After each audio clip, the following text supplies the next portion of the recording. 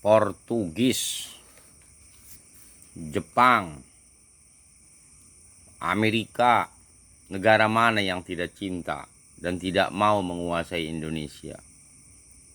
Saya tanyakan kepada Anda-Anda yang mempunyai pola pikir hebat, ya, bukan pola pikir bodoh, pola pikir hebat, berarti jenius. Kalau orang ingin merebut sesuatu sampai dengan dipaksa menjajah itu, berarti apa sih negara itu punya apa? Lah berarti negara kita itu punya kualitas dan sumber daya alam yang sangat-sangat luar biasa.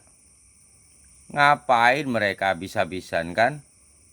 Mengeluarkan peluru, ibarat kata mengirimkan pasukan bukan jutaan lah gitu, biayanya triliunan mungkin kan, ingin menguasai Indonesia. Karena apa Indonesia seperti itu? Karena Indonesia kaya raya. Benar apa tidak? Ayo, sekarang kita pakai pola pikir yang hebat. Ya, dengarkan nih para pejabat. Takut Anda kurang pinter nih, saya ajarin pinter ya. Nah, ini rakyat yang tidak sekolah, apalagi rakyat-rakyat yang sekolah. Sebenarnya mereka berpikir itu hebat, cuman mereka tidak berani. Karena apa? Indonesia salah sedikit ngomong ditahan.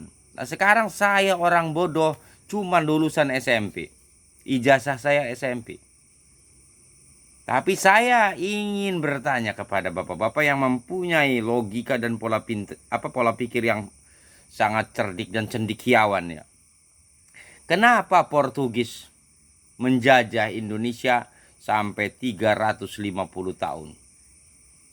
Jepang 3,5 tahun. Belanda, ya kan? Berapa Belanda itu? Berapa tahun itu Belanda? Pokoknya segitu aja lah ya. Berarti semua. Sekarang Amerika juga sampai bagaimana caranya Indonesia itu bisa dikuasai sama Amerika. Lah, yang saya tanyakan kepada bapak-bapak semua yang ada di pusat, baik di daerah atau di kota, di provinsi dan semuanya. Kenapa Indonesia bisa dibegitukan sama negara lain? Karena Indonesia menurut saya punya segalanya.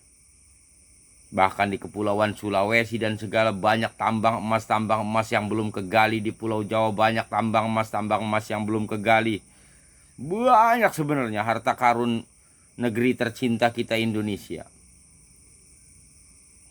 Sampai negara luar aja bagaimana caranya Indonesia itu bisa dipegang gitu.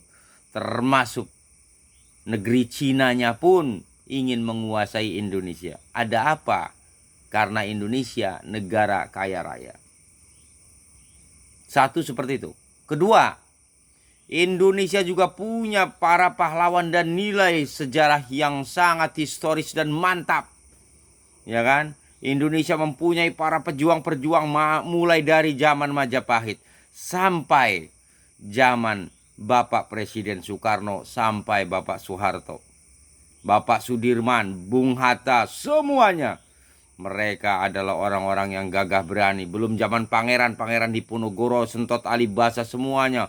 Orang-orang itu orang-orang yang sangat luar biasa. Mereka sampai bagaimana bisanya mencetuskan kemerdekaan Indonesia dengan persiapan yang tidak mapan-mapan amat ibarat katanya.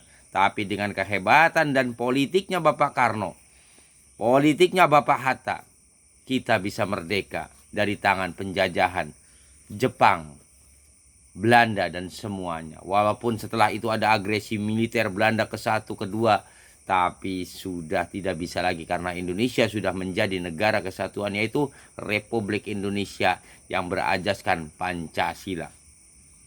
Nah, saya tanya lagi kepada para pejabat-pejabat, kenapa dengan kekayaan-kekayaan Indonesia, kenapa rakyat Indonesia banyak yang sengsara? Kenapa rakyat Indonesia banyak yang miskin? Kenapa rakyat Indonesia banyak yang tidak adil dan makmur dan sentosa tidak ada? Tidak sesuai dengan lagu Garuda Pancasila. Ya kan? Rakyat adil, makmur, sentosa. Terus di sila kelima, sila keadilan sosial bagi seluruh rakyat Indonesia. Mana? Nggak ada. Karena apa? Pemimpin Indonesia kebanyakan serakah. Baik kota, baik provinsi, baik negaranya. Serakah menurut saya. Ya.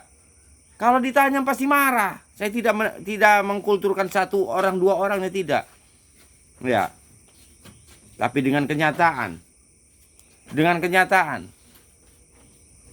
Ya, banyaknya pemimpin Indonesia memperkaya diri sendiri. Ya, menurut saya itu hak, Pak. Hak. Iya, semua mungkin rakyat Indonesia menilainya seperti itu karena menganggapnya kami rakyat, menurut bapak-bapak yang di atas, rakyat bapak bodoh. Padahal mas saya aja yang SMP sampai punya pola pikir begitu. Apalagi teman-teman saya yang lulusan kuliahan, insinyur, sahabat-sahabat saya, sahabat yang seagama dan yang setidak agama yang ada di Indonesia. Banyak yang pintar, bukan mereka tidak tahu perbuatan-perbuatan Bapak, baik yang di kota, yang di provinsi, pejabat biasa, dewan, semua itu tahu mereka itu. Tapi apalah daya mereka, untuk negeri ini tidak bisa bicara apa-apa, hanya diam dan diam. Tapi seharusnya bapak-bapak yang di atas itu berpikir, negeri kita itu berjuang bukan dapat bapak-bapak sendiri. Kami sebagai rakyat pun ikut berjuang. Semoga apa yang saya ucapkan ini tidak menyinggung bapak-bapak, tapi menjadi, ya kan, nilai tambah hati nurani bapak untuk memikirkan rakyat Indonesia yang adil, makmur, sentosa. Ya, oke, seperti itu saja, Pak. Intinya seperti itu saja saya berbicara. Ya, namanya salah-salah sedikit, ya namanya saya bilang cuma lulus SMP. Penerapan tata bahasa saya mungkin kurang rapi, tapi mungkin Bapak mengerti karena Bapak orang-orang pintar yang duduk di atas sana. Oke, semuanya. Assalamualaikum.